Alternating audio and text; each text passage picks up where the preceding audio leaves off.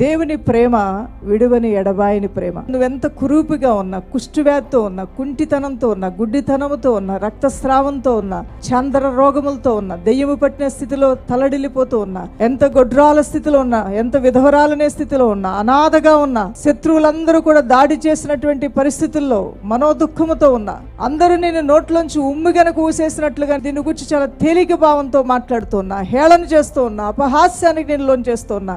ఒకప్పుడు నిన్ను చూసి గౌరవించి నమస్తే పెట్టినటువంటి వారు, నిన్ను గౌరవించి మాట్లాడినటువంటి వారు నిన్ను గూర్చి చాటున పలు విధాలుగా మాట్లాడుతూ ఉన్నా.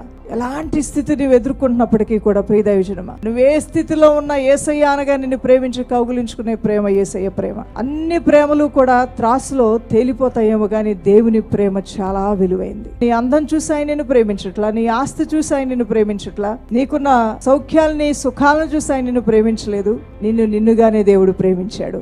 ఆయన పోలికలో నువ్వు సృజింపబడ్డావు అని నిన్ను ప్రేమించాడు కాబట్టి నీ కోసం ప్రాణం పెట్టాడు. గొర్రెల్ని ప్రేమించే కాపరి గొర్రెల కోసం ప్రాణం పెడతాడు. అతడే నిజమైన కాపరి, నిజమైన స్నేహితుడు. మన ప్రాణాలకు పడంగా ఆయన తన ప్రాణాన్నే పెట్టాడు. ఆ ప్రాణం ఇచ్చిన దేవుని యొక్క సన్నిధిలో నిన్ను అప్పగించుకొని ముందుకు వెళ్ళు దేవుని బిడ్డ.